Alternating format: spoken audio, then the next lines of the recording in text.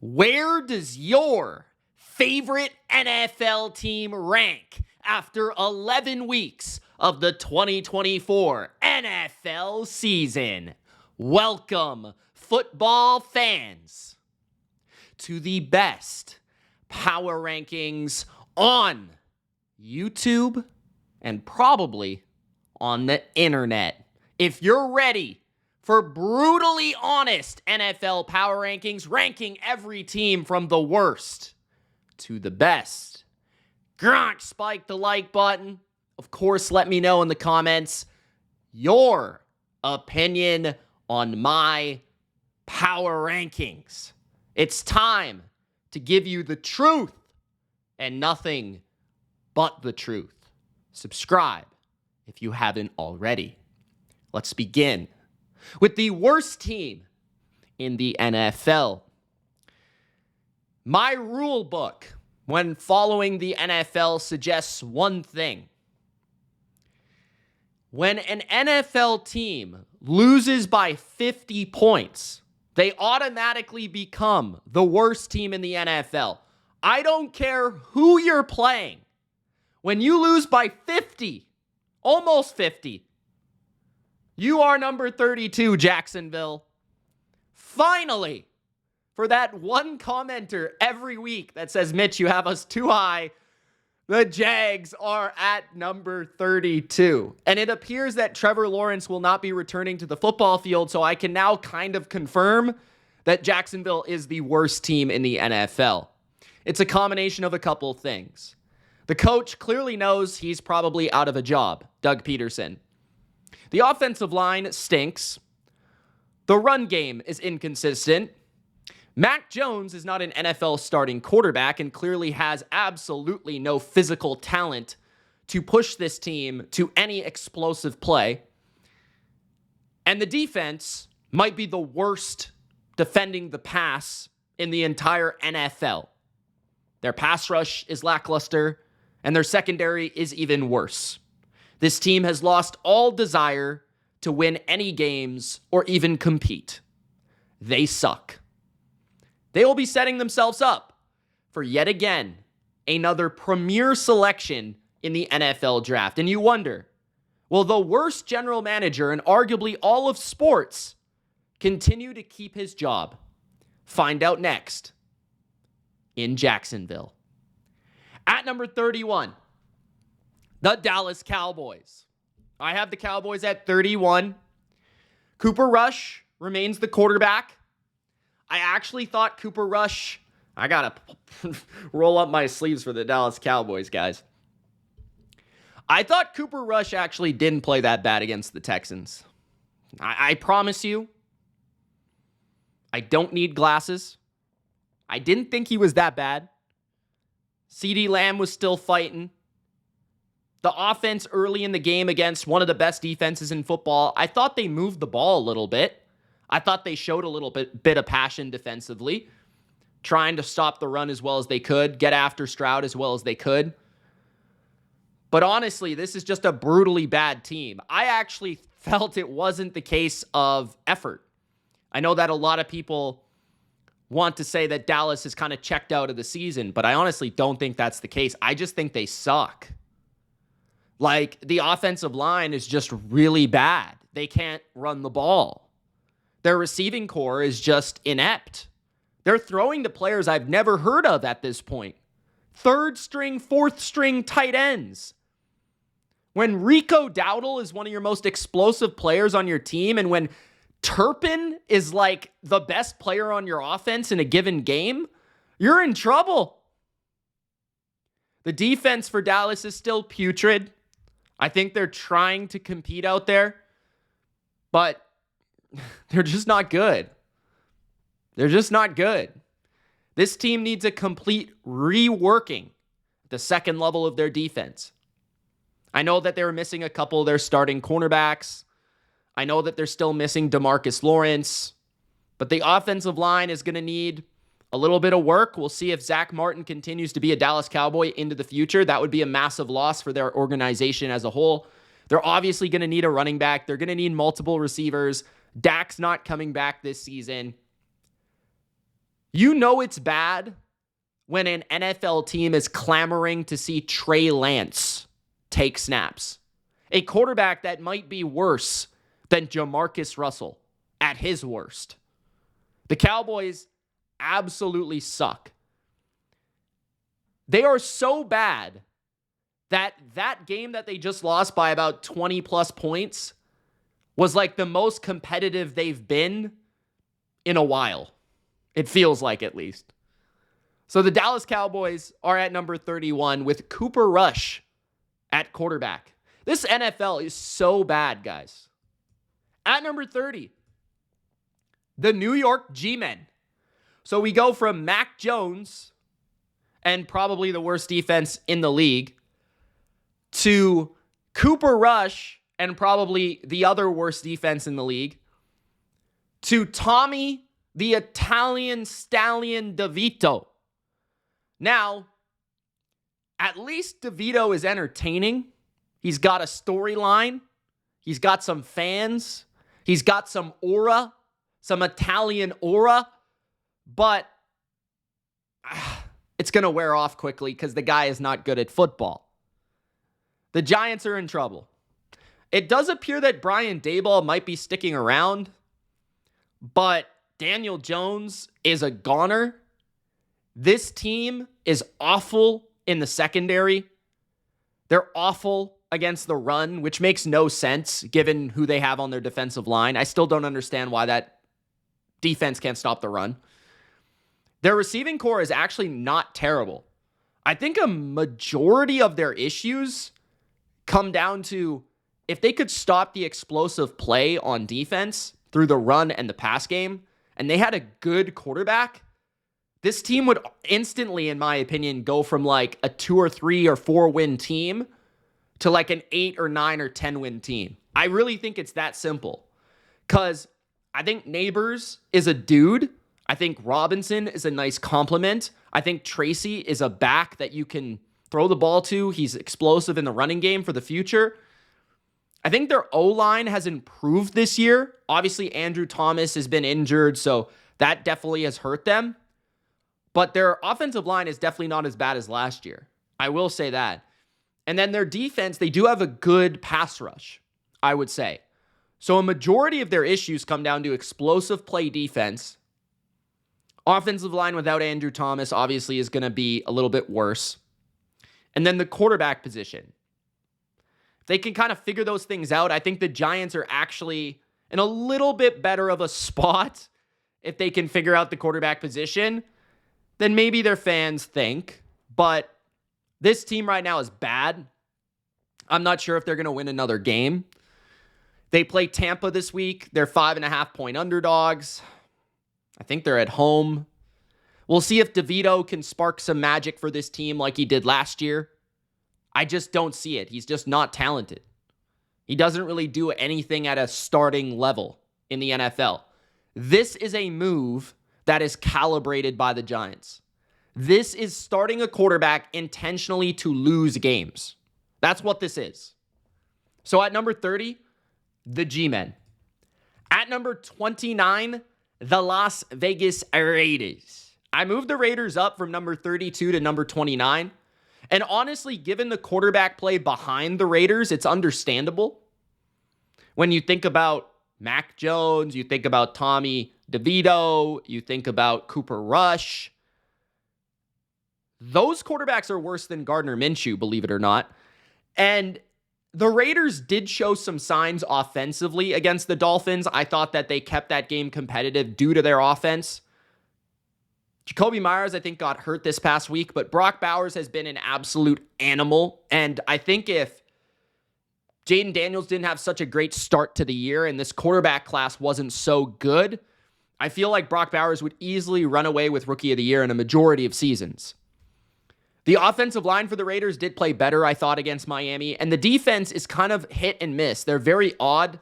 Sometimes they play well and competitive. I could see that happening against Denver here. But then at the same time, they get shredded in other weeks. So this Raiders team, they need a culture. They need direction. They need to strip Mark Davis, first of all, of his haircut. But then also, they need to figure out who is going to run this ship. Who is going to draft this quarterback? Is it going to be Tom Brady? Who is going to steer us into the future? Is it going to be Tom Brady? The coach, the quarterback, who's that going to be? Because it's not Antonio Pierce. The guy is a fraud. I still don't know what he's writing down on his notepad. If anybody knows, please let me know. And I just see the worst quotes each and every week from Max Crosby about the state of this team. I think they need to stop interviewing him after every game.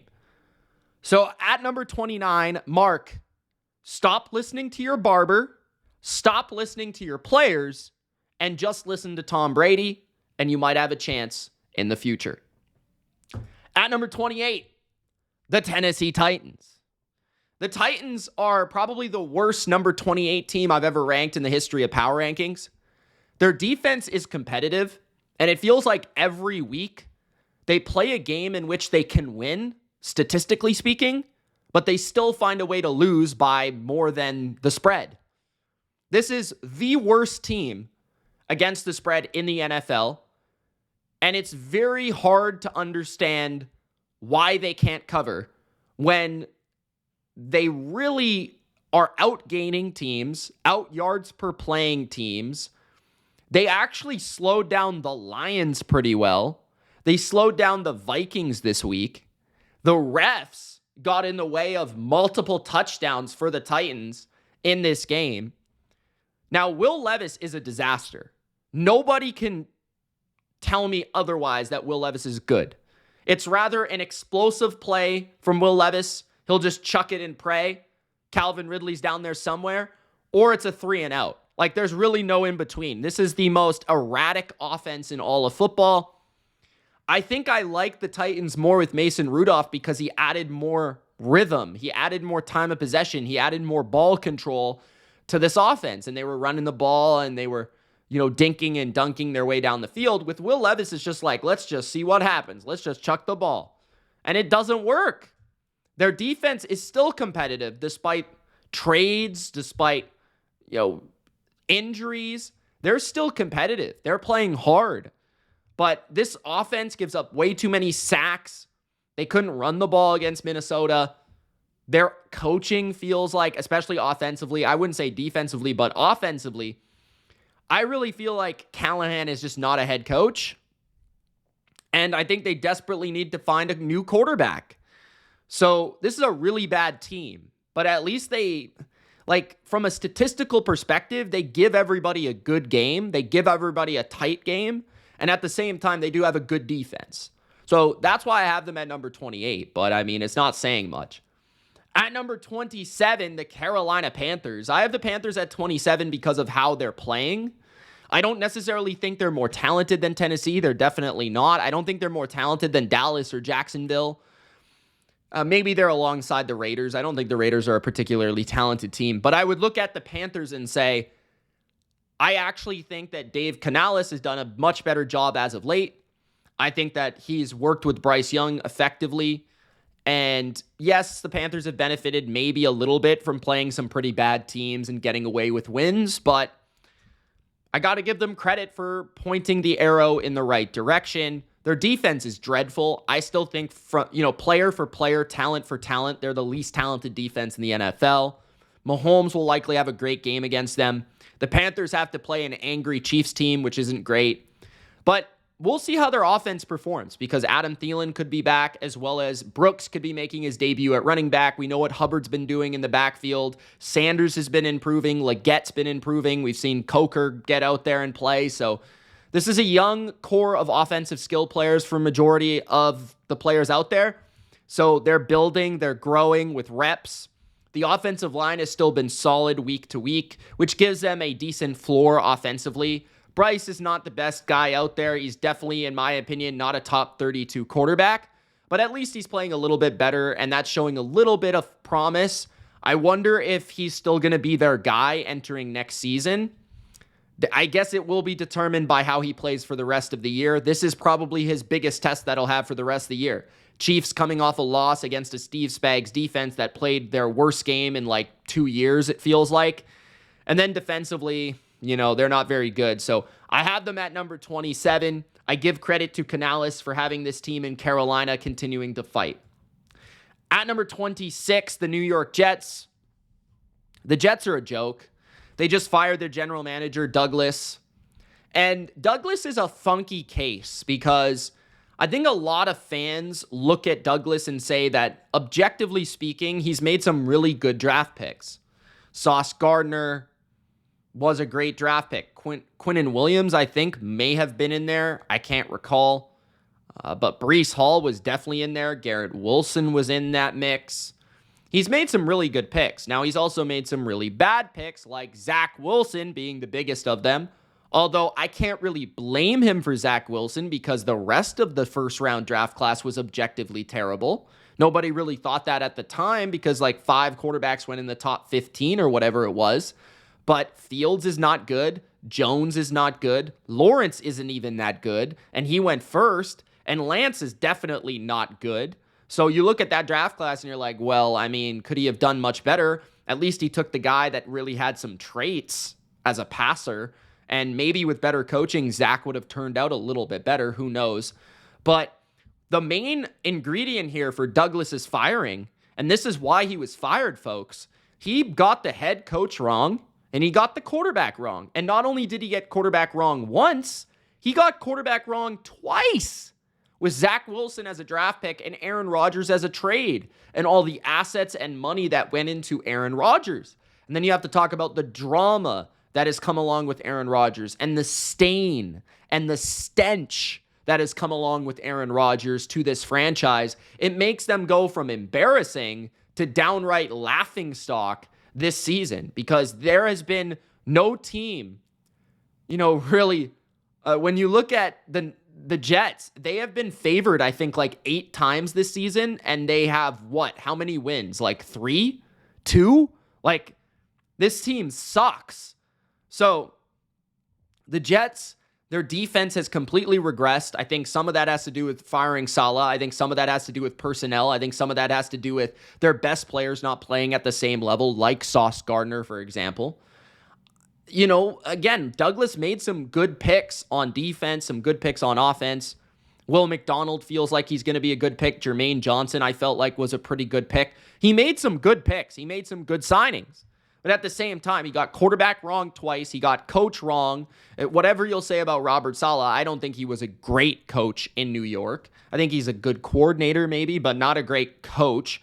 And then you look at, he continuously had to shuffle the offensive line, which is supposed to be his specialty. He could never really figure out how to get a good culture and a good supporting cast for the offense out there in terms of that coaching level. So, yeah, Douglas, I think he deserved to be let go at this point because this regime needs to be completely reworked. Everybody needs to be fired, stripped of their jobs and roles in New York. A complete restart needs to happen. They've got to get rid of Aaron Rodgers. They need to completely rework this entire franchise to get rid of this stench, to get rid of this stain that what is his number now? Number 8 has brought onto them. I was going to say 12, but that's the former Aaron Rodgers when he was actually good. So at number 26, the washed Aaron Rodgers New York Jets, where they have the first player, coach, and general manager in NFL history, and the one thing he's supposed to be doing well, playing quarterback, he sucks at. The defense sucks, and the entire offense is a joke. So at number 26, the Jets.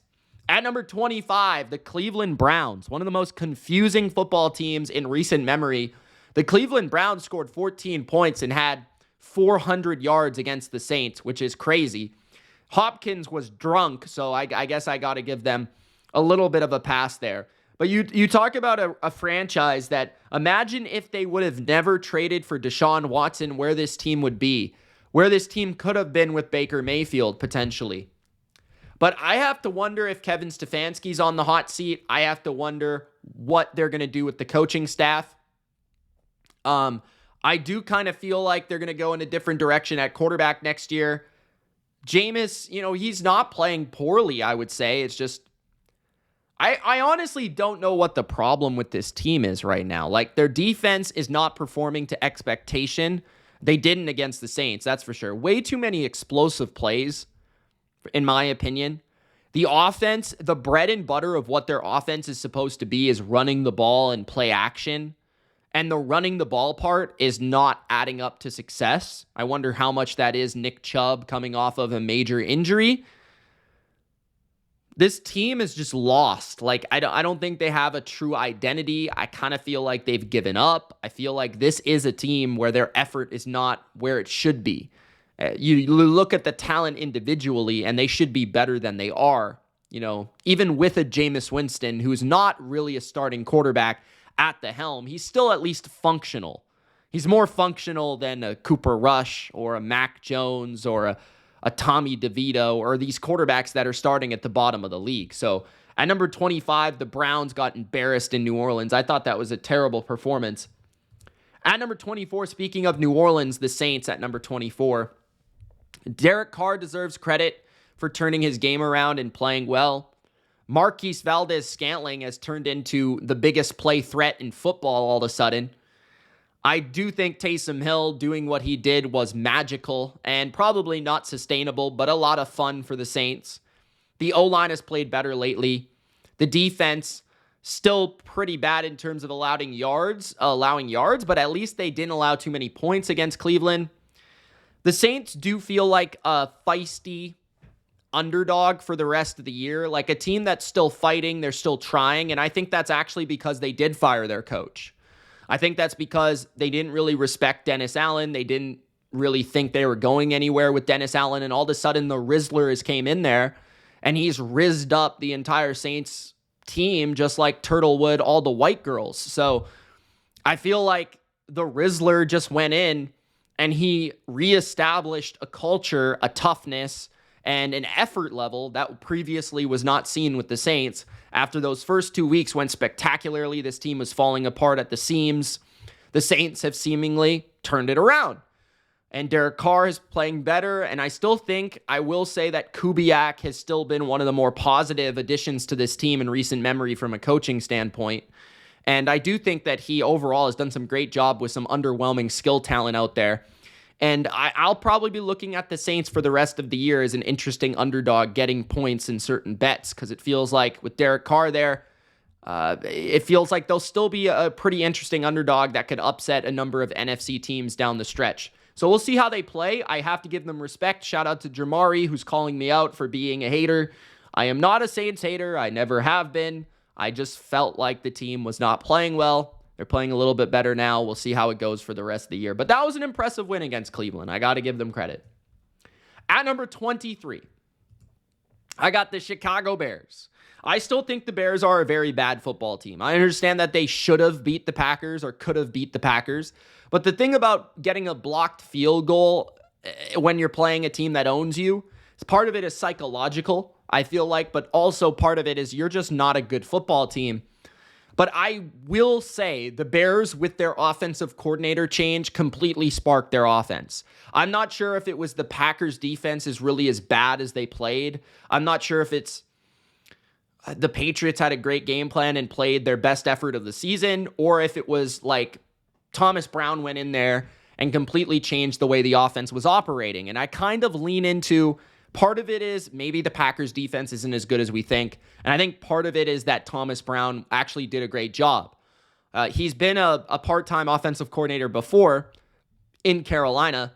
I thought in this game, the best thing he did, I'm not sure if he got in the ear of Caleb Williams, but Caleb played like a different player. He played more decisively. He played faster. He played more mistake-free. He played more of a game manager style. And he got the ball out, he got completions, and there was a little stretch during like the week 3 to somewhere around there, like week 3 to week 6 range, where Caleb was playing decent football, like solid enough football for a team with a good defense to get some victories and to get some impressive wins against bad teams. And it felt like Caleb kind of reverted to that style where he was just getting the ball out, dumping it off, not holding it too long, not running around and trying to buy time and be creative and do crazy things. Just play on schedule. And I thought that Brown did a great job, as we've been discussing all year, of getting DJ Moore the ball and manufacturing their best playmaker, DJ Moore, the ball. I also felt like, Keenan Allen was involved in some of the quick game as well.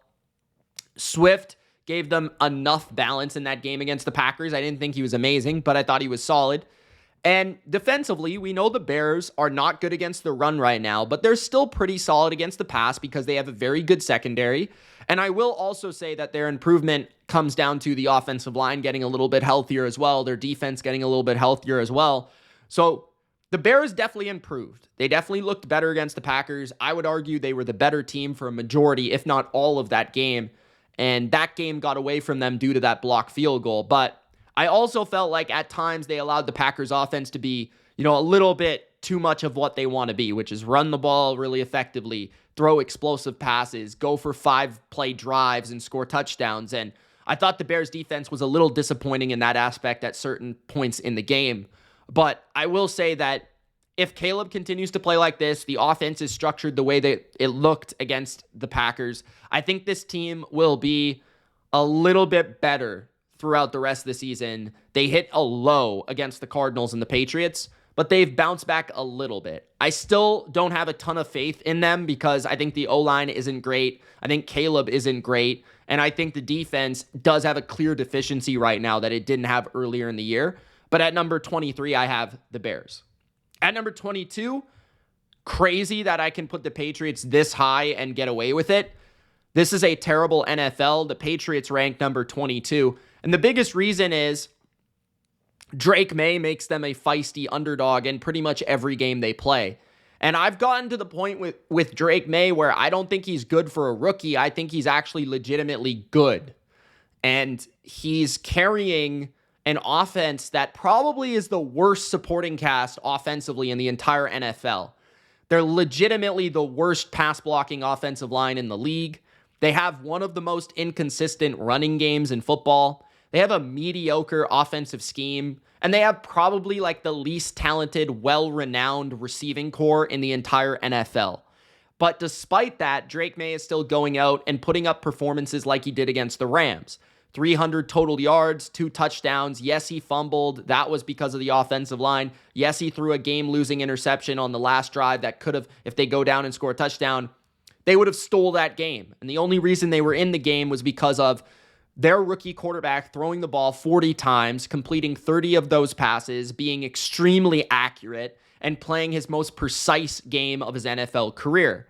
Their defense shit the bed. Their defense in New England, I've been telling you guys, oh, Mitch, they stopped Caleb Williams and the Bears. Yeah, Caleb Williams and the Bears pre-offensive coordinator change where they were quitting on their play caller, and they sacked them like a million times because they couldn't pass block and they had no tackles. Yeah, their defense looked good in that game. They looked game in that game. But they're not good. I mean, first of all, they don't know how to properly utilize their personnel, including Christian Gonzalez, who's covering Demarcus Robinson for the entire game. Their linebackers are slow and not good in space. Their run defense is suspect. And Jonathan Jones and Marcus Jones are getting beat rather regularly down the field against good receivers. We've seen that all year. And on top of that, their pass rush is just not where it needs to be. Barmore did return this week, which was awesome news for Patriots fans. Kyle Duggar was also back, but they looked a little bit rusty. I want to see how Barmore finishes this season off. He will be a marquee, foundational player moving forward. I think when you look at the Patriots, their foundation players, in my opinion, are probably Keon White, Christian Barmore up front, Christian Gonzalez, and maybe Kyle Duggar in the back end. And then offensively, it's really just Drake May and maybe Demario Douglas. And I guess Michael Onwenu. But that's about it. So New England needs a complete reworking offensively this offseason, offensive line, receiving core, pretty much. They need to find a number one receiver, and they need to pretty much rework the entire offensive line. I think offensive line should be the priority, in my opinion. But the one thing I worry about as a Patriots fan is I don't think Gerard Mayo is the guy, and I'm worried that we're going to miss on good coaches coming up because we're too patient with Gerard Mayo. So that's what I'm worried about currently with my Patriots, but despite that, Drake May has this team in every game, and they're never really getting blown out, so I have to put them at number 22. At number 21, the best worst team in the NFL, meaning the best bad team in the NFL, the Indianapolis Colts, who just knocked off the Jets in a back-and-forth tight NFL game. Richardson returned and played arguably his best game of his NFL career, and now he gets to face the Detroit Lions. We'll see how it goes against the Lions, a team that can stop the run and force him to throw the ball to beat them. We'll see how that ends up going. But the one thing that's in Richardson's favor is that he has good receivers that can make plays, that can separate, that can run routes, that can make catches. I can't really say that for Drake May. Jonathan Taylor in the run game does need to be better this week than it was last week. I would also say that the Colts defense, I think, under Gus Bradley, is not great, but it's steadily improving. I feel like overall, the D-line has been pretty good. Kwity Paye had a good game against the Jets. The secondary, I think, are playing above their heads. So I think the Colts are a feisty team that you should look out for. They could sneak themselves into a wild card conversation for the rest of the year if Richardson just plays consistent and competent quarterback. I still believe in Shane Steichen. I think this team will continue to believe that they can win games. Entering the top 20, at number 20, the Atlanta Falcons. The Falcons, they got absolutely wrecked in the game in Denver. And I thought Denver would win. I regret not making Denver a best bet. That was an ass kicking. And I told Ultra before that game that I think there's a chance that Atlanta actually chokes this division to the Tampa Bay Buccaneers. And he kind of laughed me off. And all of a sudden, Ultra is now saying that Atlanta will not win a game for the rest of the year and they are going to miss the playoffs. Maybe he's reverse jinxing his team, but they looked awful. They could not block the Broncos. They could not consistently get push in the run game against the Broncos. Cousins was pretty bad, especially against pressure. And the defense is an absolute joke. They couldn't stop a single screen pass. Like, not a single one. And Bo Nix looked like '07 Brady out there making plays. So the Falcons are extremely flawed on defense. And their offense, when it doesn't carry this team and they're facing a good defense, they get exposed as a football team that's not particularly well coached, that's too reliant on winning shootouts. And that's why they're at number 20. They're just a very flawed football team despite their record. At number 19, I have Tampa Bay ahead of Atlanta. Why? Mike Evans returns, and I think that is a big difference maker for this team. Baker Mayfield, first of all, is a top 10 quarterback in the league, and I don't care what you tell me. Tristan Wirfs, it does appear, will be back, if not this week, next week. But the offensive line, I think, has been a good unit all year. They've had balance in the running game. Their play action's been deadly. And if Mike Evans is back, that is just going to completely rework and change how people view this offense. Yes, Chris Godwin is still out for the year, but now if Mike Evans is back, it gives them a legitimate perimeter threat to work down the field. It opens up Cade Otton. It opens up a guy like Sterling Shepard. It makes everybody around them offensively better, and I think it takes their offense back to a level where it's top 10 in the NFL. And then defensively, they did sign Mike Edwards, which I thought was a nice little savvy pickup at this point in the season. He was let go by the Buffalo Bills. He will contribute in the back end of the secondary, knowing the system pretty well. I do think this is a bye week that was needed for Todd Bowles' defense. We'll see if Bowles rework some of the things they've been doing on defense. I think their run defense has been getting a little bit better as of late, but they do need to continue to find ways to rush the quarterback and play tight in coverage because they just give up too many gashing gains down the middle of the field.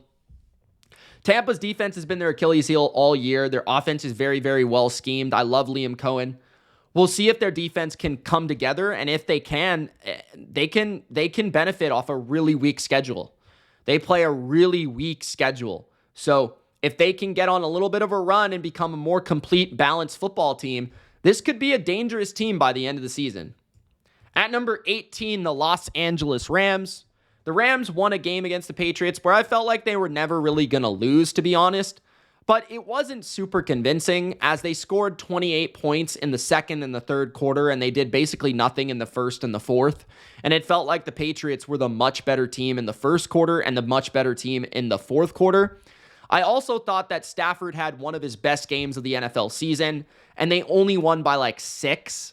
Which is, I guess, a little confusing as to why, other than the fact that Drake May was able to dice up this defense of the Rams that has been very, very good. Their pass rush has been very, very good.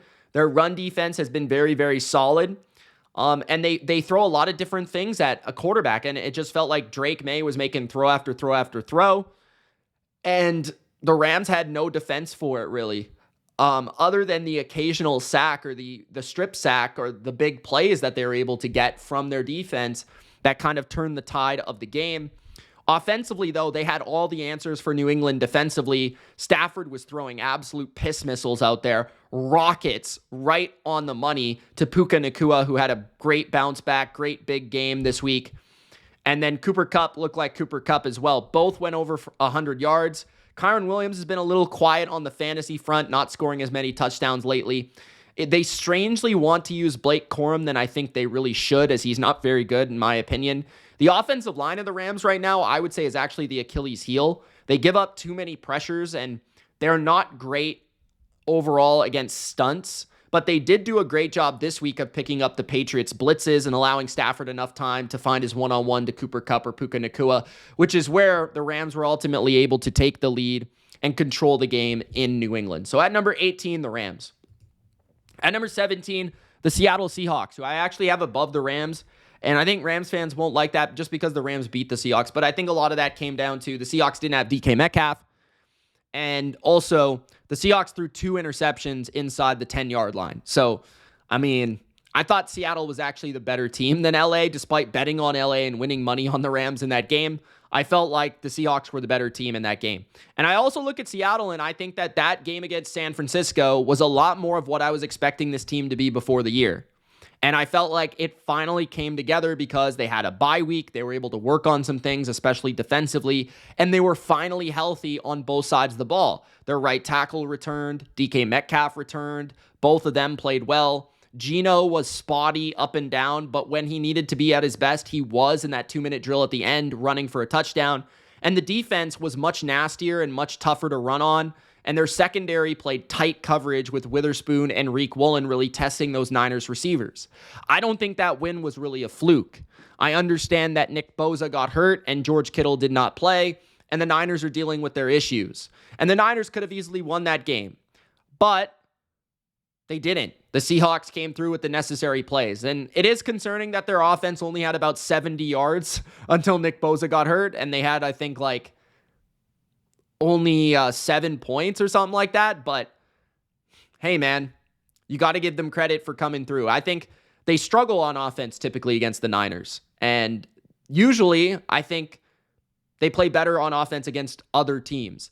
Defensively, though, that was their best outing that they've had against the Niners in years. So I've got to give Mike McDonald a ton of credit for adjusting and improving his defense. And I think Seattle is a little sneaky down the stretch here. Even if they don't make the playoffs, I think they're going to be very feisty because I think their defense is finally at a point where I think you can respect them as a solid unit. So look out for Seattle's defense and how that's able to complement their explosive offense. At number 16, the Miami Dolphins. Miami Dolphins beat the Raiders, but I don't think that's a reason to crown them. I didn't really move them in my power rankings too much. I do think that Tua still frustrates me how he runs headfirst at people and wants to get concussed for no reason and end his NFL career. It's like he's looking for an excuse or something. The wide receiving core is still confusing as to why Jalen Waddle is even playing because he never gets the ball. Tyreek Hill did return to form against the Raiders. That was nice to see. I think he had 2 touchdowns. If I'm not mistaken, he at least had 1. And then their run game's been good for a number of weeks now. They've been able to mix in a little Jonnu Smith yak action, Jonnu Smith middle of the field action. Mike McDaniel has found his rhythm offensively thanks to Tua and his ability to control and operate this offense and see the field really well. Defensively, Miami was a little disappointing against the Raiders, but they played really well against the Rams. So it's a bit of a mixed bag. But Miami is just an all-around, I would say, good team. I think if you say, where does their offense rank? It's probably top half. Where does their defense rank? It's probably mid to top half. So when you look at the overall departments of success, coaching, offense, defense, feels like they're top half in all those units. The reason they're not in a better position is because Tua got hurt at a certain point. And they might be more of a 500 team right now if they were not. But they're still in the mix. They play a lot of tough games, but they're still in the mix here going down the stretch. But again, guys, these aren't standings. These are power rankings. I am ranking how the team is playing, the quality of the team. At number 15, I've got the Cincinnati Bengals. Good segue. This is not standings. These are power rankings. The Bengals are the best 4-6 team maybe of all time in NFL history. They should have beat the Chargers. I know that they were getting absolutely mollywopped at halftime, and I think they were trailing by 21 at one point. But that's just how the Bengals, they kind of want to play in that status, that chief tone where they can come back at any time because their offense, their passing offense is so good. It's so explosive. They can make, any game competitive, even if they're down by 21. And the Chargers learned that way. But the Bengals missed 2 field goals, and I think that ultimately lost them the game. Their defense stepped up in effort and execution a ton in the second half. Joe Burrow is playing great football. I thought he actually had a rough first half, but I thought he was fantastic in the second half. Jamar Chase is the best receiver in football, period. And T. Higgins looked like a number one himself against the Chargers. I think this offense and this team in general is one of the most fun things to watch in the NFL right now. They're bringing the best quality product of entertainment to the table each and every week, but they're also bringing their fans heartbreak after heartbreak after heartbreak.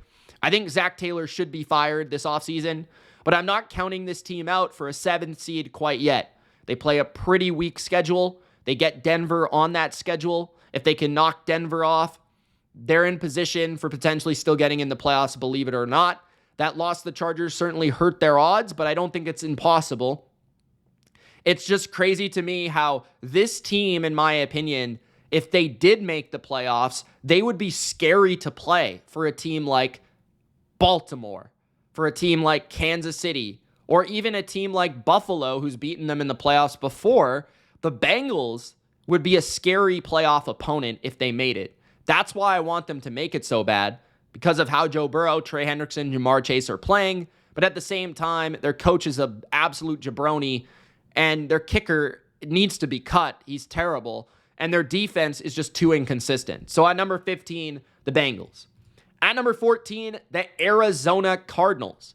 Now, they didn't play last week, so I couldn't really move them up per se. But you can make an argument right now their current form is the best in the division.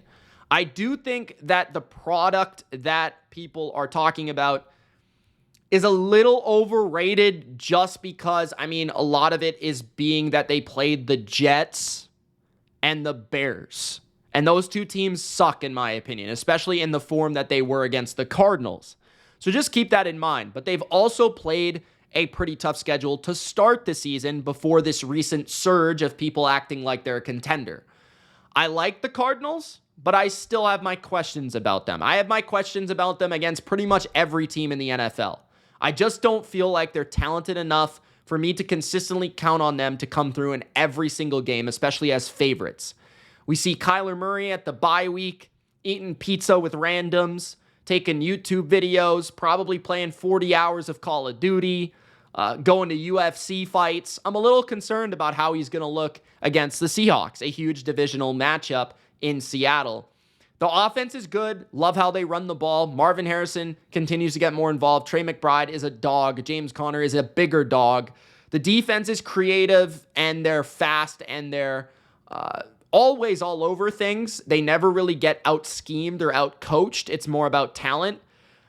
Let's see if the Cardinals can continue their winning ways. I think now that pressure's on them and expectations are on them, it's a different sense of the Cardinals for me. I definitely will be aware to move them up if they continue to win these games, but I'm also aware that they could at any time drop these games and maybe disappoint us. So that's where I find the happy medium at number 14. At number 13, the Washington Commanders. The Commanders, a lot of people are higher on them than me pretty much the entire year and maybe even the offseason.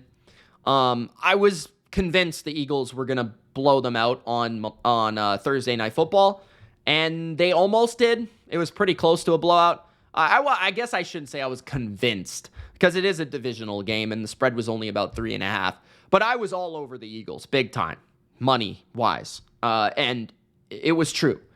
And I think there's a lot of issues with the Commanders. Their regression is definitely hitting right now. Their offensive coordinator, Cliff Kingsbury, is known for second-half drop-off, and that is what we're seeing right now. We've seen them play good football teams, and we've seen how they've played, especially offensively. And we've seen how Jaden Daniels has performed and regressed, especially the last few weeks. The best defenses he's played have kind of exposed him a little bit. I thought the Eagles more than any other team, just in terms of the distance he's throwing the ball, the air yards in terms of the offense. Teams are starting to get a understanding of how to defend him and then also how to defend the offense. And I think that's a problem because I don't think their defense is great. I think it's competitive and I think it's well coached, but they do have a crippling, backbreaking weakness, which is stopping the run. They're one of the worst teams against the run in the NFL, which is somewhat where Saquon exposed them. So I see the Commanders right now as a wild card team due to their early season prominence and success, but I could see them easily falling off. I won't say until the degree that they miss the playoffs because their schedule is so easy, but I think they will fall off down this stretch of just being a quality team that people fear. I just think they're a team that's young, that, especially with Jaden Daniels, that they started off really well, but teams are starting to kind of figure out what they are. So at number 13, I think they're competent, but I don't think they're killers, the Commanders.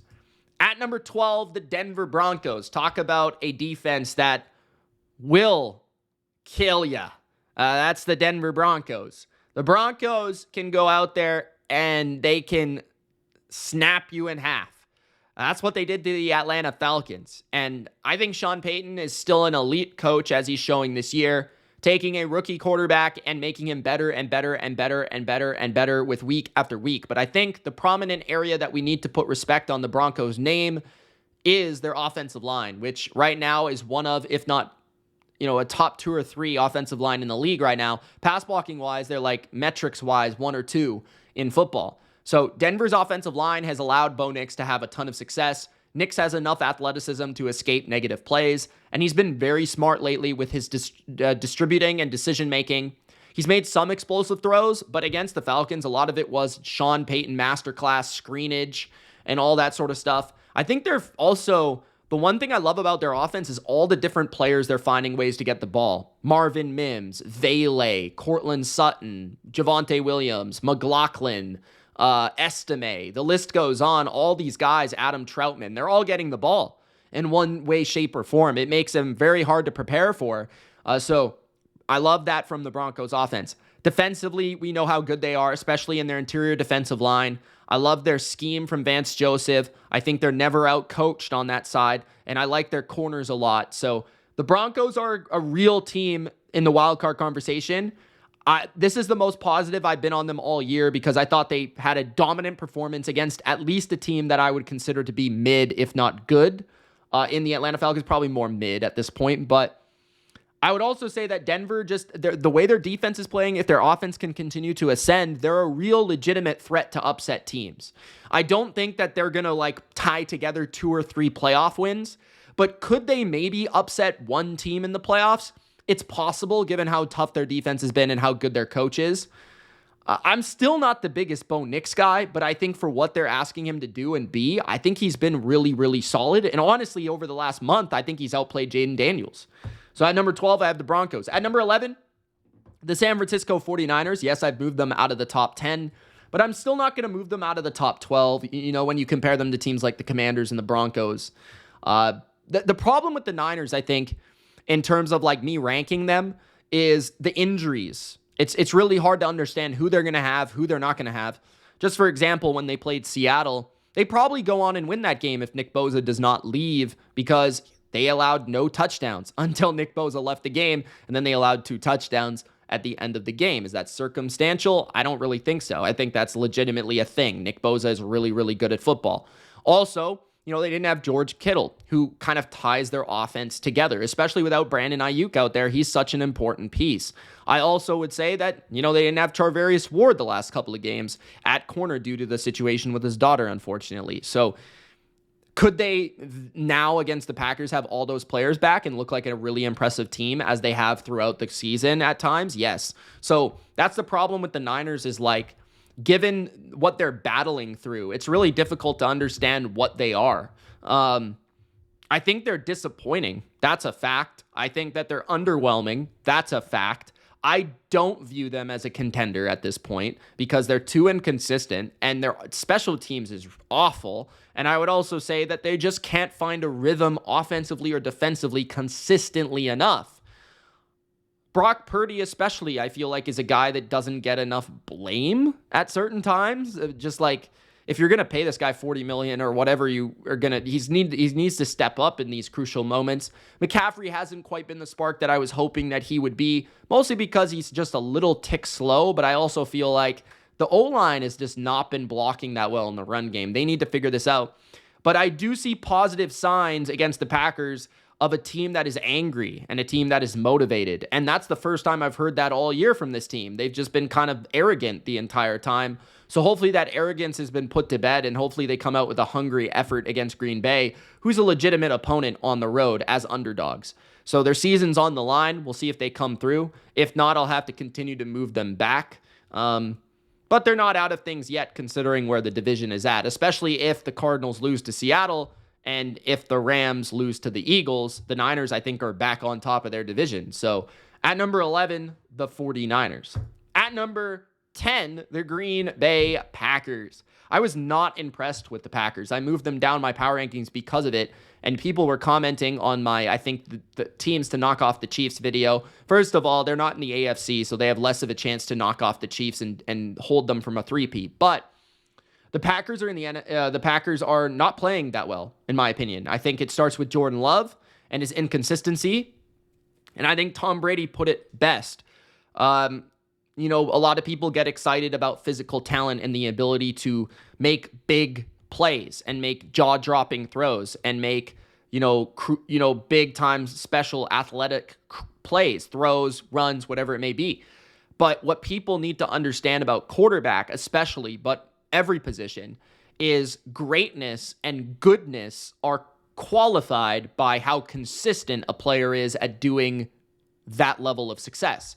So what I mean by is, Love is an average quarterback, I think you could argue right now, because he puts together great throws, but he also puts together bad throws. He puts together good decisions, and he puts together bad decisions. And the only consistency with Jordan Love is consistently being inconsistent, right? The reason Tom Brady is the greatest quarterback of all time is because he played at a consistently great level all the time.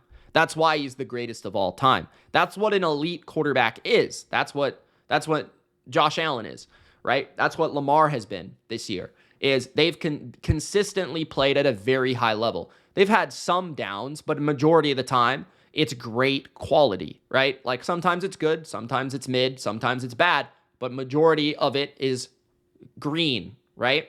Love, it's green, it's red, it's green, it's red, it's green, it's red. And then you look at the offensive line, which I think is really running the ball really well. That kind of, I think, hides the deficiencies at times of the Packers offense, is their run game has been very good, especially lately, explosive against the Bears very well for Josh Jacobs. I thought Watson really responded with a great performance off the bye week. Love to see that from him. He was actually Tom Brady's player of the game. Jaden Reed is a baller, and I love him. I think Dobbs and Wicks are okay. Dobbs I like a little bit more. I think Wicks is super overrated. Tucker Kraft is solid tight end. I like the pieces there. But it just feels like their offense is make or break, boom or bust, explosive or not. And that's kind of the way they've been all year. And that's just the only consistency I've seen, is explosive or not explosive. Defensively, I think they're pretty underwhelming. Again, this is another season where I expected them to take a step forward. And this is another season where I look at the Packers' personnel decisions and I say, why did they not in the offseason address corner more than they did? Why did they not in the offseason address certain areas of their defense a little bit better than they did? So I have my concerns about the Packers. I thought they should have lost the Bears. I thought they got outplayed by the Bears, and that was off of the bye week. We'll see how they respond against the Niners. It's a big game. They played the Niners in the playoffs very, very well in their building. They still lost, and I don't know if Matt LaFleur has beaten Kyle Shanahan outside of the season where Jimmy Garoppolo didn't play in the game when I think it was 2020, and they played like their backup quarterback. So we'll see if the Packers can finally get that job done, but this will be a good game. I think these two teams have been inconsistently consistent. So that's, and the thing is, the reason I have them at 11 and 10 is just because their potential and their upside and the flashes we've seen from these teams are so competent. So that's why I have them in this range. When I'm searching for contenders, I just don't quite view, teams like the Cardinals, teams like the Commanders, teams like the Broncos quite in that way. I think they're actually probably more consistent, but their consistency, in my opinion, is more good, while the Niners and the Packers is more great or bad. So that's kind of the Packers. Maybe I'm being a little bit too aggressive given their record, but the Packers have also kind of benefited from playing some really, really bad teams too. So I don't know. The Packers have just been underwhelming, and they're frustrating, and obviously the Niners are as well. All right, so that is my number 10 team. At number 9, I've got the Minnesota Vikings. The Vikings have been fairly consistent, but in recent weeks, I feel like they're just not playing that well, and they're still getting by with wins, which is a concerning sign, right? This is something we've talked about with the Chiefs the whole season. It just came to be that they lost to the Bills, but they have not been playing at an elite level, the Chiefs. With the Vikings, I felt like they didn't play that well against the Colts. They won. They didn't play that well against Jacksonville. They won. And they didn't play that well against Tennessee, and they won. And I thought the Tennessee game was the worst of all of them. At least against Jacksonville, you could say, well, that was more Sam Darnold, right? They had a bunch of first downs. They had a good time of possession. When you look at the Colts game, you could say, oh, the defense responded. They played well, and it was a primetime game, and the Colts, they always had the lead. They never really were out of it. And yes, Darnold was inconsistent, but at least the defense looked better. There's things about these games, right? You look at their last 4 games, their last month of games, and you say, okay, they lost to the Rams, they're okay. They lost, or they didn't lose, but they could have lost to teams like Tennessee and Jacksonville if a couple different things happened. And they've kind of just been feasting on the AFC South. So at number 9, I still believe in the Vikings. I actually have them as my third best NFC team because I like the coaches. I think that the weapons are there, and I like the defense. I think there's enough for me to put them ahead of the teams like the Commanders, the Cardinals, and even the Niners and the Packers because they've been a little bit more consistent and well-rounded than those teams. But they're regressing, and it's concerning. I wouldn't be shocked if they lost to the Bears. I really wouldn't be, given how they're playing. At number 8, the Los Angeles Chargers, who, as you guys know, if you've been listening to me lately, I've been buying into the Chargers. I think the Bengals' performance was a big-time buy-in spot for me. And it's more so to do with the fact that I think their offense came together and played extremely well. They showed a well-rounded 3-phase football game against an elite quarterback and an elite offense. And despite nearly giving away the lead, and maybe they should have lost, they still came through in the clutch and won the game. I think Herbert is playing as a top 5 quarterback. I think their offensive line is playing great.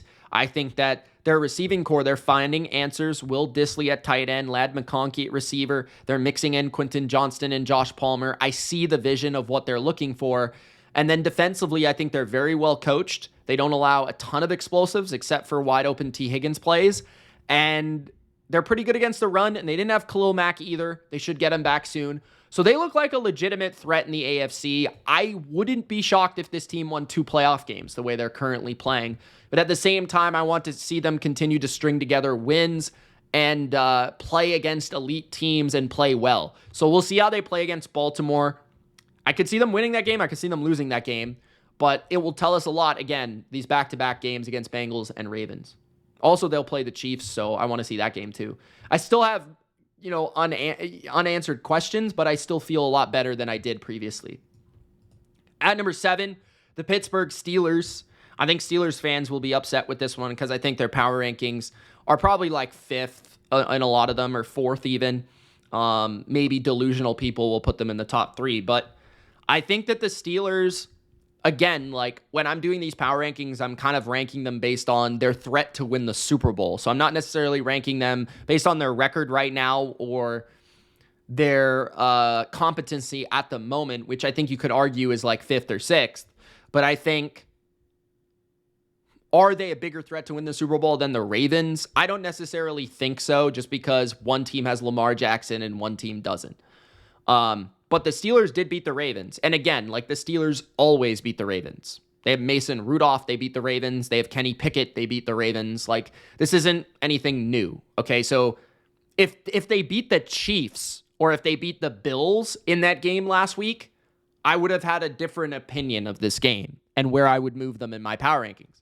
And that's where I'm disconnected from the overall approach of where the Steelers are being ranked right now.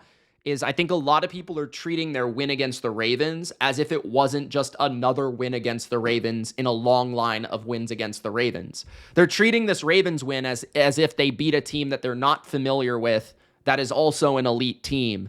And that's not what this is, right? So although I'm moving the Steelers up, as you guys can see, after wins against good football teams like the Ravens, like the Commanders, etc., I'm moving them up the list. And I think Russell Wilson has given them legitimacy at quarterback just in terms of managing the game and making big plays. That interception was ugly. I think Arthur Smith has continued to refine his offense. The run game has gotten better and better and better as the season has worn on. Warren also getting in there has helped them with Najee Harris and the management of the running back position. Mike Williams having another competent guy out there, I think, is also going to help them down the stretch. But George Pickens has really, truly developed into an alpha number 1. And their kicker right now, Chris Boswell, he's probably like the second best kicker in the league. Like Aubrey is probably the best, but Boswell is right there. I don't think enough people talk about how well he's playing. And then defensively, they have arguably the best defense in the NFL. They didn't have Alex Highsmith. They still dominated the line of scrimmage. TJ Watt is a beast. Love my guy Wilson at linebacker. Queen has really come on lately. Their safety tandem is awesome. And Tomlin's doing a great job. So at number 7, the Steelers are the best Steeler team that we've seen in years. But that doesn't necessarily mean that I wouldn't quite put them in a contender spot. I feel like they're maybe the closest team that I don't have as a contender, if that makes sense. So at number 7, the Steelers. At number 6, the Baltimore Ravens. So I have the Ravens at 6. I could have swapped this just for this week so the Steelers fans wouldn't scream at me, but I need to be legit with how I feel. Like, just because they lost to the Steelers, to be honest, I think the Ravens will beat the Steelers the next time they play. So if the Steelers sweep them, I'll change the conversation. But I'm expecting a draw. I'm expecting, a split, which is what I expected before the year. So I'm not too shocked. But anyways, number 6, Ravens. I don't know how to feel about this team right now. Just in terms of, you watch them against the Chiefs and the Steelers. I thought Ryan Clark made a very good point where Lamar does not play like Lamar when he plays Mahomes and he plays the Steelers. Something weird about that. On top of that, I think some of their cracks are showing to a certain degree. Their pass protection in drop back pass. When they're not able to run the ball, which is very rare, I think some of those things come through. I think that they have one of the most inconsistently great coordinators in the sport. The offensive coordinator of the Ravens is rather phenomenal, or you question the balance decisions, you question the predictability, you question if it's enough. Now, maybe some of that's just Lamar in general, but it does feel that way, and that makes them a little untrustworthy. Like, they have, on paper, the best offense in the league, but they don't feel that way in big games. They don't feel like they have the best offense in the NFL in big games. Defensively, I think that they're solid against the run. Their pass rush is spotty. They have really good players, but they're not nearly as good as last year. And they definitely are not nearly as good in pass defense. And their pass defense is a crippling flaw. So you just kind of look at this team and like there are certain points where they look like maybe they're the best team in the league, maybe they're the second best team in the league, maybe they're top 3. Right now, I feel like they're a tier below the top of the AFC. That's kind of how I feel. Despite Lamar playing as well as he's playing, Derrick Henry being there and playing as well as he's playing, Tucker's washed. Like, there's just too many flaws with this team right now for me to consider them in the same category as Kansas City or Buffalo. So I have them at number 6. At number 5, I have the Houston Texans. So I have the Texans, the Ravens, the Steelers, the Chargers in the same tier of AFC teams. The Texans are at 5, and I don't think anyone will have them this high. I think I might be the only person. And some of this is projection based. I've always been high on the Texans dating back to the offseason. And I said, and this is just, I'm sticking with what I've said the whole time, which is this is a team that's going to get better and better and better as the season goes on. Was that a particularly pretty performance against Dallas? Not really, but they still dominated and they destroyed them. So you got to give them credit. I think, and I'm going to be making a video about the Texans. You look at this team and you say they have a formula that against the best teams in football, we've seen it already, they can go toe-to-toe. Why? Their defense is really good. Really good. They're first in time of possession allowed. They're first in plays allowed. They're really, really good in certain areas. Their pass rush is dominant with all their pieces. Now, the problem with the Texans is they've had injuries on offense. They've had injuries on defense. They haven't had a lot of consistency in their lineup. They've been surviving. But the thought is they'll get healthy, especially on defense, where they were missing 4 or 5 starters against Dallas alone. And their defense is dominant, which will hold them in games. Danielle Hunter and Will Anderson and Danico Autry on the same D-line is criminal. And then, offensively, they're not great because their play calling has been spotty. Their offensive line is definitely a weakness. But they can run the ball on you with Joe Mixon. And they've got Nico Collins and Tank Dell. And Stroud is still capable of playing lights out at times. So combining those elements of explosive offense, running and passing, and a dominant defense, that can go a long way. It's a lot like the Bengals in 2021, where their defense really elevated in that run. Their quarterback played not perfect, but clutch, and they had ridiculous playmakers. And I could see that happening for the Texans as well. I think that they're built to go toe-to-toe against any AFC team. They could have beat the Lions, and they did beat the Bills. So those things are important to me at number 5, and I think they're about to win about 3 games in a row here coming up. So that also keeps them pretty high on the list. At number 4, the Philadelphia Eagles, who continue to shine. They did their part. They looked the part against the Commanders defensively once again, holding Jaden Daniels to maybe his worst game of his NFL career. Saquon is their MVP as it continues, an absolute beast. A.J. Brown, beast. Devontae Smith, stud. Dallas Goedert, good. And the O-line, really, really awesome. Jalen Hurts, he is their weakness. He is blind. He can't see. But he still has enough in his arm to throw the deep ball. And he still has enough in his legs to convert a scramble into a first down. I just really like the well-rounded nature of the team in terms of the balance, the toughness, the physicality, the run game, the pass game is a little suspect, but they have very good playmakers, and that makes up for it to a certain degree. And then the defense is, I think, top 3 or 4 in the NFL as well. So the Eagles are just a very competent all-around team. I think where they do fall apart is at a certain spot. The offensive scheme, the head coach, and the quarterback are probably the weaknesses of an all-around awesome roster. At number 3, the Kansas City Chiefs, who after just one loss, they dipped to 3, but remember I had them at 2 even with an undefeated record.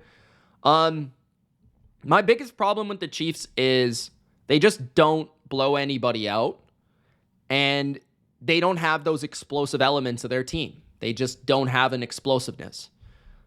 That showed against the Bills. Like, it's just really hard to win every game when you have to go 3 yards at a time. 3-yard pass, 3-yard run, end around, screen. When you have to manufacture everything offensively, it's really hard to beat good teams. And then defensively, they're not as good as last year. They're better against the run, but they're not as good of an overall defense as last year because I don't think their pass rush is performing at the level as they would have expected. And their secondary certainly is not playing at the level of last year. So I think the Chiefs, they don't have the losses like they did last year, but it really feels like this team can't ascend to the level of last year's team because they don't have really anything that they can fix. It kind of just is what it is. Like, maybe Pacheco will give them a little bit more explosiveness to their run game. Maybe that's something they can look forward to, but it's not like they're all of a sudden going to bench Kadarius Toney for somebody else, or Rashee Rice is going to instantly develop into a really good player. He's out for the year. Maybe that could be worthy, but I don't know if we've seen enough flashes there. And D-Hop, he's been a good addition, but against a big game against the Bills, he really wasn't there to make any plays. Kelsey is way worse than last year, and I wonder if he can still turn it on. We'll see. And Mahomes is just playing much worse football than last year. I actually thought he played pretty well against Buffalo, but that was one of his better games in a while. So it's kind of scary just the way their offense is performing. And then defensively, I just don't think they're going to be as good. And I think a big problem is their corners are just not as good. It just takes away from what made that team special last year. Butker's also hurt, which doesn't help the cause. So I think the Chiefs are very, very good. I think they'll probably lose like 2 more games in the regular season.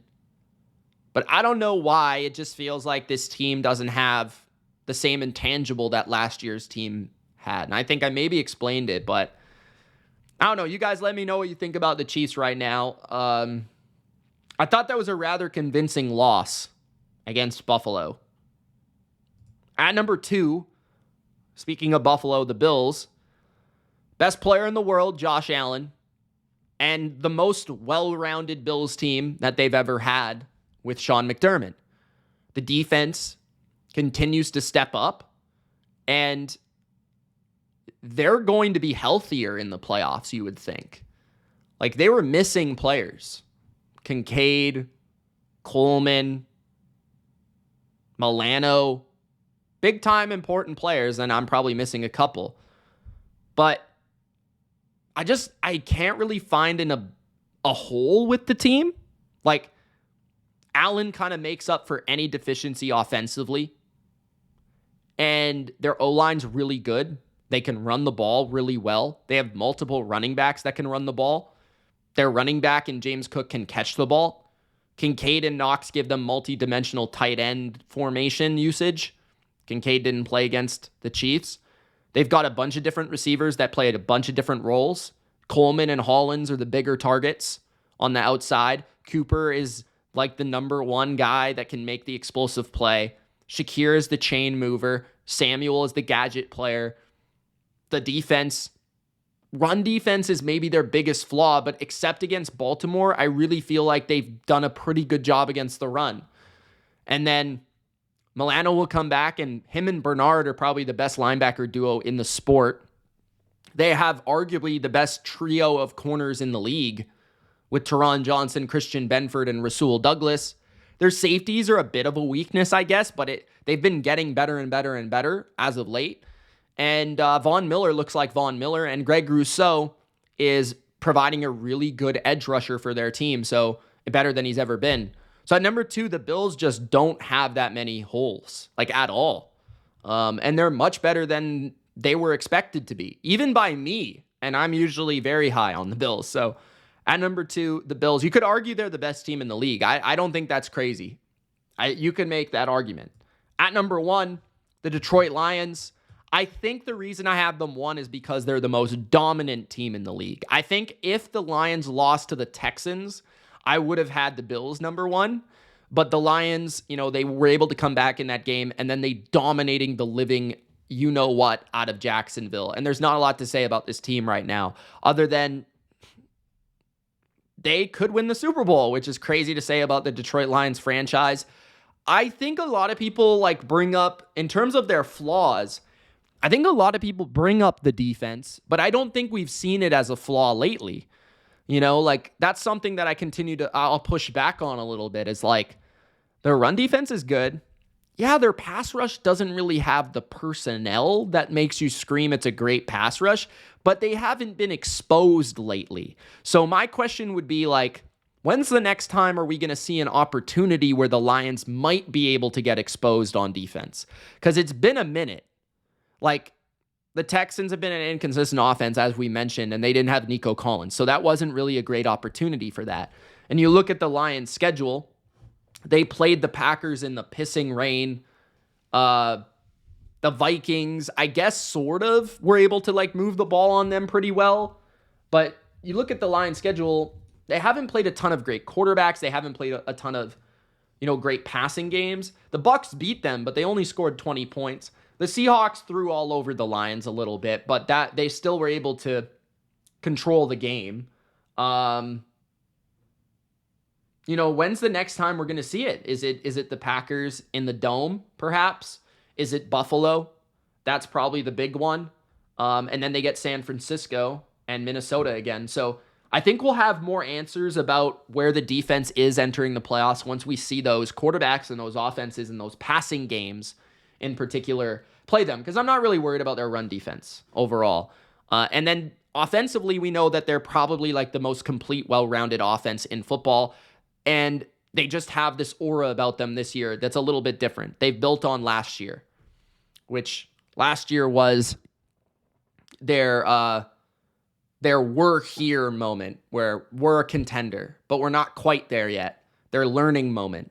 This year, it's this might be our time. And if it's not our time this year, it might never be our time. That's kind of the way this team is going. So at number 1, the Lions, I at this point, I expect them to be in the Super Bowl. I don't know if they'll win, but I expect them to be there. So at number 1, I have the Lions.